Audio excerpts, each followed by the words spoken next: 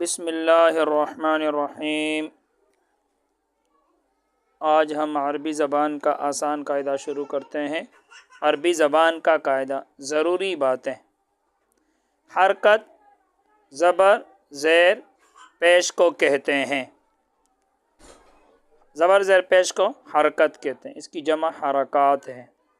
زمانہ تین طرح کا ہوتا ہے: ماضی، گزرا ہوا، گزرے ہوئے زمانے کو ماضی کہا جاتا ہے۔ حال موجودہ، جو موجودہ زمانہ ہے اس کو حال کہتے ہیں، اور آنے والا جو زمانہ ہے اس کو مستقبل کہتے ہیں۔ تو ماضی گزرا ہوا، حال موجودہ زمانہ، اور مستقبل آنے والا۔ فعل کام کو کہتے ہیں۔ فعل ماضی وہ فعل ہے، فعل کام کو کہتے ہیں۔ فعل ماضی وہ فعل ہے جو یہ بتائے کہ یہ کام گزرے ہوئے زمانہ میں ہوا ہے، جیسے ضربہ۔ اب ضربہ کا ترجمہ ہے مارا اس ایک مرد نے۔ مارا، دیکھو مارتا ہے نہیں، مارے گا نہیں، بلکہ ترجمہ کیا ہے؟ مارا۔ تو مارا کون سا زمانہ ہے؟ گزرا ہوا نا، تو یہ ماضی ہوا۔ ضربہ مارا اس ایک مرد نے، تو زمانہ کون سا ہے؟ گزرے ہوئے زمانے میں، کیونکہ مارا۔ فعل مضارع، یاد رکھنا یہ جو فعل مضارع ہوتا ہے اس میں موجودہ اور آئندہ دونوں زمانے جمع ہوتے ہیں۔ تو فعل مضارع وہ فعل ہے جو یہ بتائے کہ یہ کام اسی وقت ہوتا ہے، یعنی ابھی حال، یا آئندہ زمانہ میں ہوگا، یعنی مستقبل۔ جیسے تو فعل مضارع میں دونوں زمانے ہوتے ہیں، حال اور مستقبل دونوں۔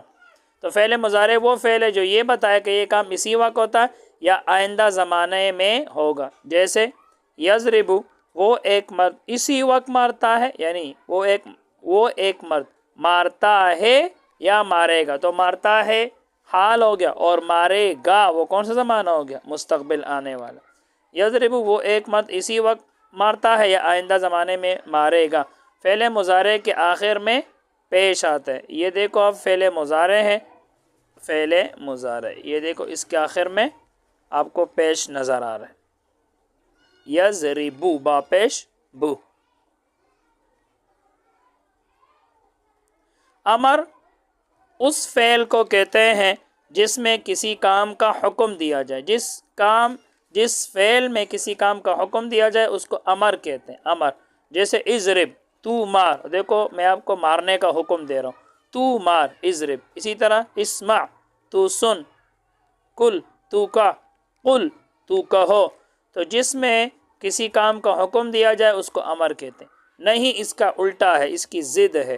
نہیں اس فعل کو کہتے ہیں جس میں کسی کام سے روکا جائے۔ امر میں کسی کام کا حکم دیا جاتا ہے، اور نہیں میں کسی کو کسی کام سے روکا جاتا ہے۔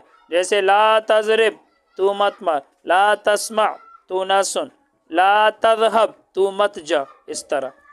واحد ایک کو، تثنیہ دو کو، جمع دو سے زیادہ کو کہتے ہیں۔ ایک کو عربی میں واحد کہتے ہیں، دو کو تثنیہ کہتے ہیں، اور دو سے زیادہ کو جمع کہتے ہیں۔ مذکر نر کو کہتے ہیں، نر کو، اور مؤنث مادہ کو کہتے ہیں۔ غائب وہ ہے جو موجود نہ ہو۔ حاضر وہ ہے جو موجود ہو، جس سے بات کی جائے، جو سامنے بیٹھا ہو، جس سے بات کی جائے۔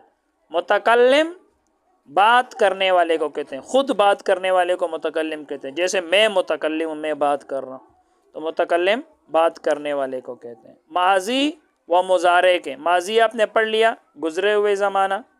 مضارع میں دونوں زمانے ہوتے ہیں، حال اور مستقبل۔ تو یاد رکھنا ماضی اور مضارع ہر ایک کے 14 صیغے ہوتے ہیں، 6 غائب کے ہوتے ہیں، 6 حاضر کے۔ تو 6 اور 6 کتنے ہو گئے؟ 12، اور 2 متکلم کے، تو کتنے ہو گئے؟ 14۔ غائب کے 6 صیغے یہ ہیں: پہلا واحد آئے گا، پہلا ایک آئے گا، پھر 2 آئے گا، پھر 2 سے زیادہ آئے گا جمع۔ تو واحد مذکر غائب، مذکر آئے گا، پھر نیچے مؤنث آئے گا۔ واحد پہلا ایک صیغہ ہوگا، مذکر کا ہوگا اور غائب کا ہوگا، پھر تثنیہ ہوگا، مذکر ہوگا، پھر غائب، پھر جمع ہوگا، مذکر ہوگا، غائب، پھر اسی ترتیب سے پھر مؤنث آئے گا۔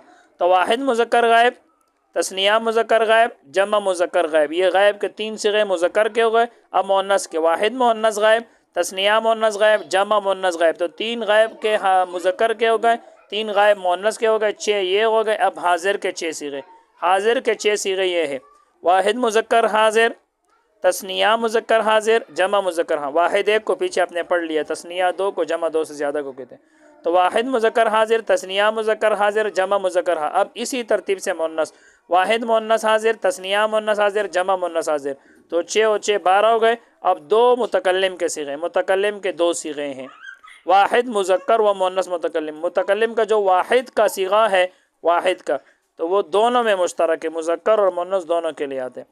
اور جو دوسرا صیغہ ہے جمع کا، تو اس میں تثنیہ سب آ جاتے ہیں، تثنیہ، جمع مذکر، مؤنث متکلم سب کے لیے مشترک ہے، سب اس میں برابر ہے۔ تو متکلم کے دو صیغے، واحد مذکر و مؤنث متکلم، تثنیہ و جمع مذکر و مؤنث متکلم۔